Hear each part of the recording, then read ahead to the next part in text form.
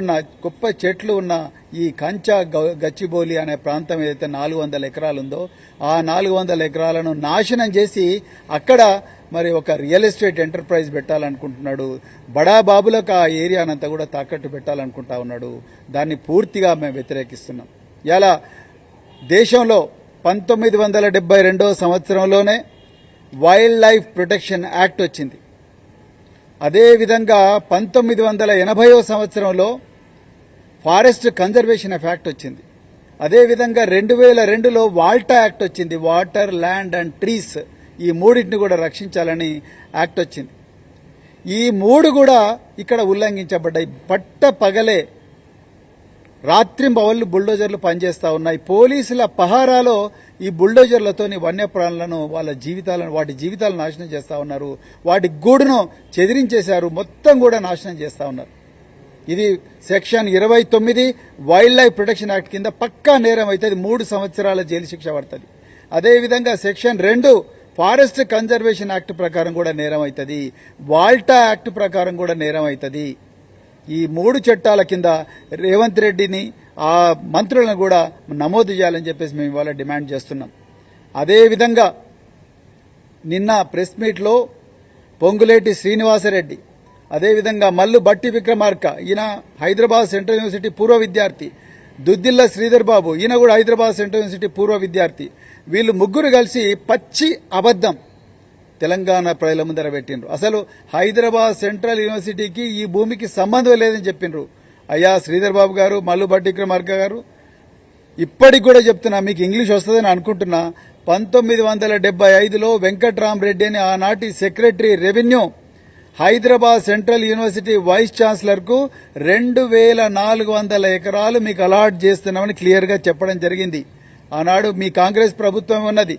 మీ కాంగ్రెస్ ప్రభుత్వం తెలివిగా వీళ్లకు ల్యాండ్ రైట్స్ ఇవ్వకుండా యూనివర్సిటీ వాళ్లకు నామకే వాస్తే ల్యాండ్ రైట్ చేసి మీరు కట్టుకోండి తర్వాత చూద్దామన్నారు. కానీ అప్పుడున్న యూనివర్సిటీ వైస్ ఛాన్సలర్ తెలివిగా యూనివర్సిటీ చుట్టూ కాంపౌండ్ వాళ్ళు కడితే ఆ కాంపౌండ్ వాళ్ళని కూలగొట్టి మీరు ఇలా మరి భూమిని ఆక్రమిస్తా ఉన్నారు. ఇది పూర్తిగా తప్పు. ఇది పూర్తిగా నేరం. తెలంగాణ ప్రజలను అప్పుడు హైదరాబాద్ అగ్రికల్చరల్ యూనివర్సిటీలో దాదాపుగా 100 నుంచి 200 ఎకరాల బయోడైవర్సిటీ పార్కు నాశనం చేసి ఆ రోజు హైకోర్టుకి ఇచ్చిండ్రు. ఏ బరిని అడిగి చేసిండ్రు మీరు ఇది? అదేవిధంగా దామగుండంలో ఫారెస్ట్ను తీసుకుపోయి నేవీ వాళ్ళకు అప్పగించిండ్రు.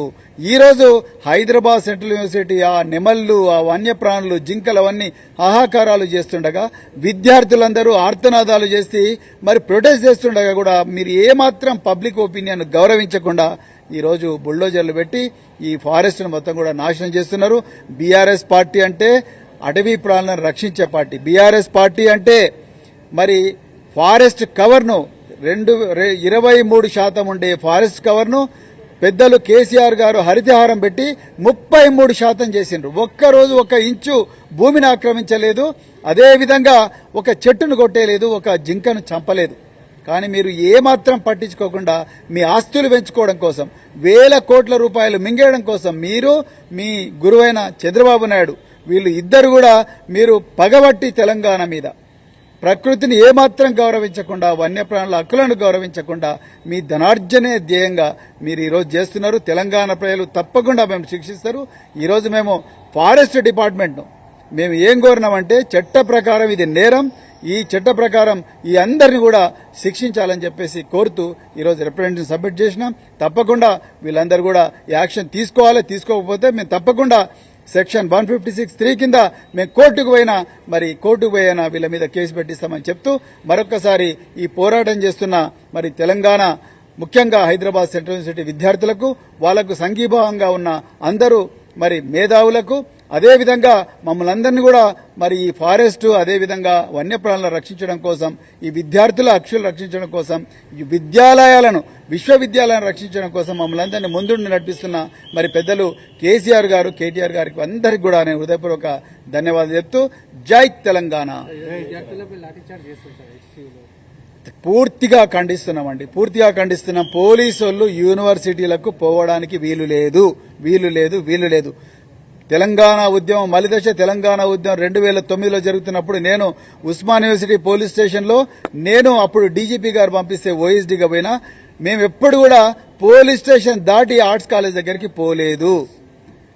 ఎన్సీసీ గేటు దాటలేదు, అక్కడ తార్నాక పోలీస్ స్టేషన్ దాటలేదు.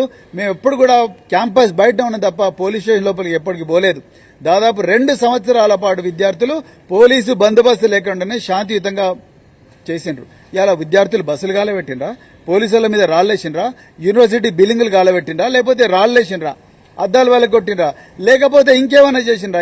ఏమీ చేయలేదు. వాళ్ళు శాంతియుతంగా పాటలు పాడుకుంటూ పోరాటం చేస్తున్నారు. పోలీసు వాళ్ళకి ఏం ప్రాబ్లం వచ్చింది? పోలీసు వాళ్ళు యూనివర్సిటీలకు పోకూడదు, సుప్రీంకోర్టు గైడ్ లైన్స్ ఉన్నాయి. వైస్ ఛాన్సలర్ పర్మిషన్ ఇస్తేనే పోవాలి. వాళ్ళు ఏం అన్యాయం చేసిండ్రని విద్యార్థులు అడిచారు చేస్తున్నారు. పూర్తిగా మేము ఖండిస్తున్నాం. దీని మీద కూడా మేము కోర్టుకు పోతాం. Thank you very much. జై తెలంగాణ. జై తెలంగాణ.